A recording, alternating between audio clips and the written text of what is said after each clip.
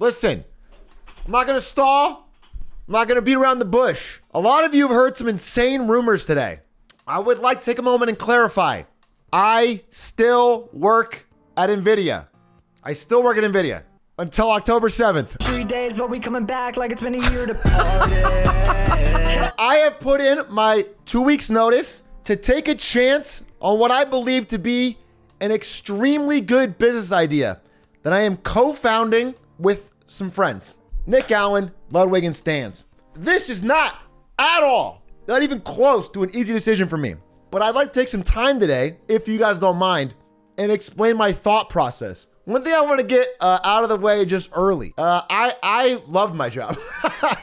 I got nothing. I got not one bad word to say about NVIDIA at all. So anyone here who's like, I don't know, a Jay's 2 cents power viewer or something, and they're like hoping for drama, it's not going to be anything. And you know what? Anyone here who's a streamer or a Twitter frog who's going to randomly DM me asking for a free 4090 like you guys have been doing for 30 series for the past 4 years, you got 2 weeks left. I mean, it's been my thing. This has been my thing. I'm the guy who's got the full-time job and he's streaming. That's the Atrioc thing. What are you doing? Plus your job's good. You get paid a lot of money. What are the chances you have a job that pays a lot of money that you like? Why the hell would you leave that? Maybe give me a chance. You know what I'm saying? Just give you a chance to explain. Let me give you a chance to talk you through it. So you guys know, some of you might know, this kind of all started in November of last year when I got really scared that the torpedoing of Evergrande in China was gonna tank the whole world economy. So I sold pretty much everything, but I did make a ridiculous amount of money.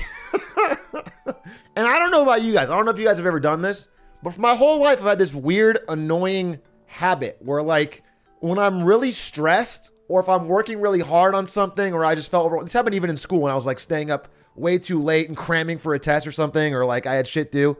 I would always in my mind imagine like, what if I had $1 million? And ever since November, I've had that money just sitting there, just sitting in my account.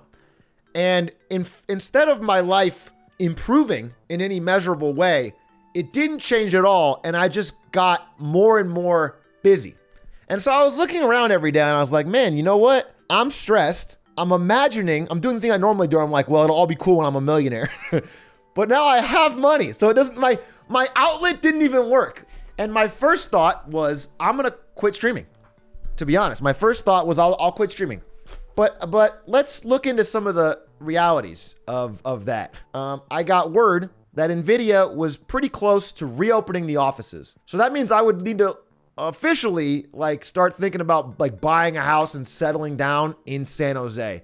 And I have no disrespect for Evan Gao or the people of San Jose, but I didn't like it. Let me be honest with you.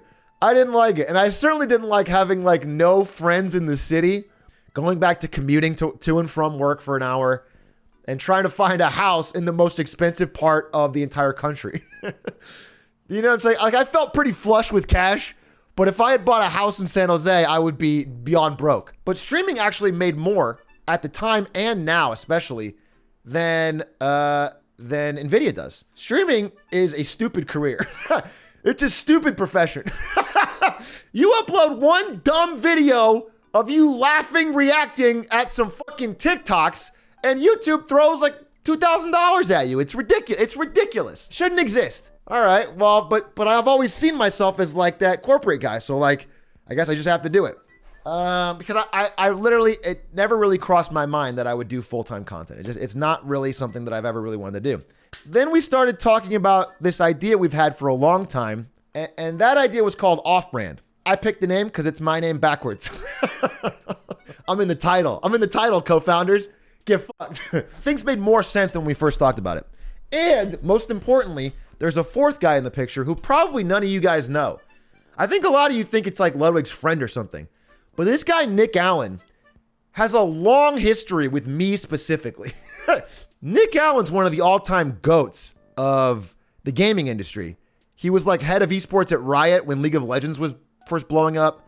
He's head of esports at Twitch when they did launched Twitch Rivals, a bunch of things. He was like COO at Loaded during when they were Ninja's agency, like launching the Mixer deal. Like Nick Allen's like the GOAT. But most importantly, when I was a young lad and I wanted to be a pro League of Legends player, I qualified with my team for a tournament called IPL 6, $1 million+ tournament in Las Vegas, the biggest tournament in the world at the time. And it was my dream. And I told all my friends and family that I was going to make it big. And then a man named Nick Allen messages me and tells me, hey man, Ziff Davis Media just bought IGN and they're shutting down the tournament. And I fucking hated Nick Allen. And literally it was that day after a massive fight with my dad that I decided I wanted to get into the marketing side because the player side of esports sucked. Nick Allen in that message, despite me hating him for a very long time, changed my life. Turned me on an entirely different path. I would hate to be a fucking League of Legends player for the past 10 years.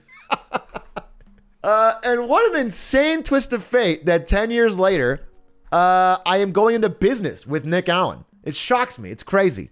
So anyway, when Nick Allen said he was on board, I was like, damn. If Nick Allen, who has a wife and a kid and an amazing job at Loaded, was interested in doing Offbrand, why am I being a coward, dude? You know, like what? I used to be the guy that dropped everything, drove cross country to write shitty, League of Legends patch note articles to work in esports. Why the hell am I like so locked into my cushy 6-figure job that I can't give it a shot? And so if Nick Allen's going to do it, I was like, you know what? I got, $1 million in the bank. All right, why can't I take a risk? A chance to choose my own streaming hours. I wouldn't necessarily expand the amount of hours I'm streaming, just giving you guys a heads up right now, but I could choose them. I could do them at better times for EST. I could feel more comfortable. And so it all started to sound pretty fucking cool. If I'm being honest, to me, it sounded pretty fucking cool. And I couldn't find any real reasons to not to, other than the fact that I was like, man, I love my coworkers, I love my boss. NVIDIA's great. And so I thought, here's what I'll do. If I can get through this launch, leave on great terms, make sure nobody feels like I'm leaving anybody in the lurch, Not like I'm pulling out 2 weeks before the launch and everyone's panicking. Then maybe this will be great. And so that's what I did. I've been fucking killing myself over the past month to try and do streaming without letting my stream and YouTube die. And then also do, I think, a really good job on this launch. And so now we did it. We got through. The launch is done. I'm leaving on good terms. And in fact, today, my boss is known for a little while, but today is when I sent out the email to everybody in NVIDIA and told them. And I got really such an outpouring of nice emails from my coworkers. It almost made me realize that, like, I've never heard anything as nice from Stans or Lud. Maybe I should stay, dude. Oh, also, I guess worth mentioning, before I chose this, I was like, well, what if I get a different job in marketing? This is actually my first idea. I want you guys to know. And so I interviewed a lot of places, actually. TSM wanted me to be their VP of marketing. And they were going to pay a really great amount. And then, TSM happened. Dodged a small bullet there. Oh. My next one was to be a party assistant for G2.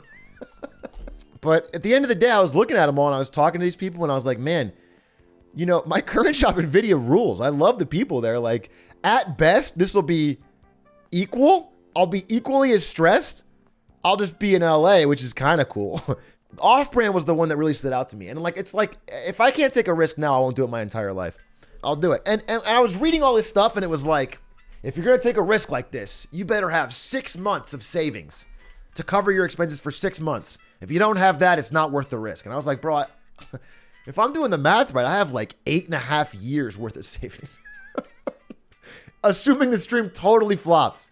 And it's like, okay, I'm being dumb, dude. I can fucking do that. Like, this is way more than I ever dreamed, So let's give it a shot. Here's a fourth thing that maybe, all you Sigmas don't care about, but it mattered a lot to me. Was that Ari was a trooper for me. You know what I'm saying? Ari was like making it work in San Jose, but she's got so many friends and family in Southern California. And she was just living, isolated with me. And I was spending all day working. And it's like, that can't be her dream. Even though she didn't like specifically say anything, I could tell that it wasn't, it wasn't fair to her anyway. So it all made sense. And another thing that made me really excited was like I saw the office space that we are thinking of for Offbrand, and it's so fucking cool. And I was like, man, if I could go to this office every day, goof around with my boys, and try to make some big dreams happen, that's fucking sick. And so that's what we're doing. Fuck it, we're doing it. We're going all in. Is it a super tall tower? Yeah, it's right next to Dude Perfect headquarters, but it's 100 feet bigger. But anyway, and then another small announcement is this bookshelf behind me, this whole new apartment. This is in LA, bro. I moved, and I've already really appreciated an increased quality of life. I've been doing Game of Thrones nights with friends. I had a double date with Linkus. Yeah, this is Hassan. I'm living in Hassan's house. It's so massive. It's a massive compound that Hassan bought for millions that I can live here. He doesn't even know it. Just a second, if you have a chance, if you have a minute, I'd like to make a case why I think this business idea is actually fucking goated. You see the announcement, you read something, you're like, oh, it's like a fucking agency or something. Who cares? You don't really understand it. So I just want to take a moment and talk about Offbrand real quick. Here's the elevator pitch, and I want to ask you a statement, see if you agree with it. Big streamers are lazy. Yes or no? If you agree with that, you might be on board already with this idea, because the concept is every single day there's more and more content creators that are blowing up. There's more people who have massive audiences, and they have big ideas for things they could do to excite that audience, and we all know they will never, ever take the first step to making those ideas reality. You can call it laziness, you can call it busyness. I mean, someone like XUC, for example, he streams 16 hours a day. Any hour he's not streaming is kind of wasted time because he earns more in an hour streaming than he could in any meeting. So if XUC has a really cool idea, for example, for a cool game show in the style of, early 2000s Nickelodeon, and he wants to make it happen, he could talk about it forever, but it's unlikely he'll ever have the time to make it happen. What if Offbrand comes in here and we handle it all? We handle the production, we handle finding the sponsors, we handle the sponsor agreements, we handle the setup, the scheduling, getting guests. What if we handle all of that and all we have to do is meet with the streamer and get their idea? And then we do all the work. It appears on their channel. Because in that case, if that were real, then you'd have content that's better than their average content. So the viewers are happier than normal. And brands are happier than normal because we've built it in for them from the ground up. It's not like a lame sponsor ad read. It's like a whole fucking new thing built from the ground up. When you think about it like that, and you think about how many big streamers out there with huge ideas that just don't have the time to make it happen, you start to realize that this could really be something we could do a lot of. And so that's the idea. That's Offbrand. But right now it's like, if you're a streamer out there and you have a cool idea for a bigger project, but you don't know where to begin on getting it paid for, getting sponsors, getting a production crew, getting cameras, getting sets, we'll do it. We'll sit with you. We'll make it happen. We'll take that busy work off your plate so you can stream. And I think we'll turn it into something really cool. But we launched with our first show that we've been working on for a while called Juiced on Friday. We've actually been working on it for a long while, which is why it's so exciting to me that XQC has been in the news so much lately.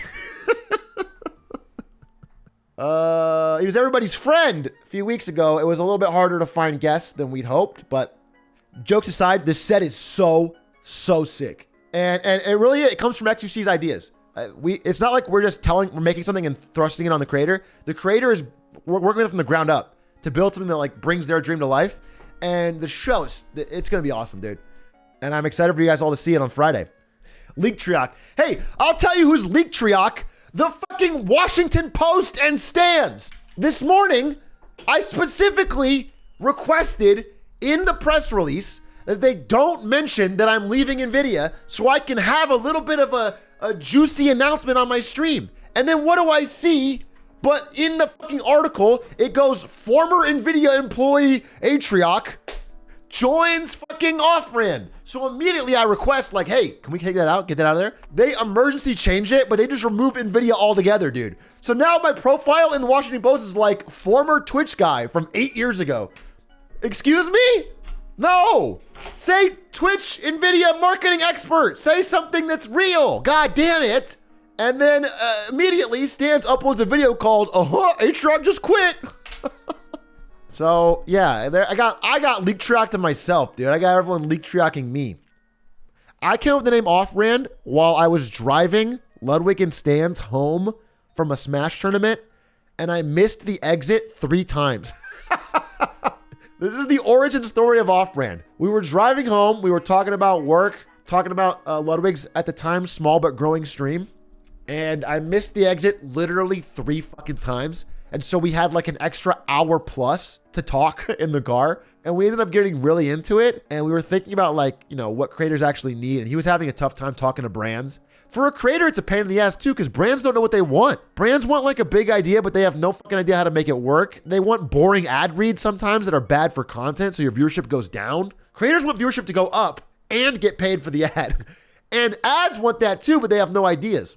So that's where the idea came from, and I came up with the idea Offbrand. Secretly because I've always wanted to rebrand myself. Actually, if Slime goes to his DMs far enough back, I think I told him this. I told him I wanted to change my name Atrioc to Offbrand because it's my name backwards. It's Brandon backwards and it's about marketing. I was going to change it, but I was like, wait, it's a better idea as a business than a fucking tag. Don't love that they used the one photo where I made this fucking smile. I think Ludwig looked the best in this photo, so they used it, and I got fucked. I had a much better photo where I thought I looked pretty fucking wicked, and I get this fucking, Oh, Lud's calling. God damn it, everyone's calling today. Yo! What up, big man? There was not one picture you look good in.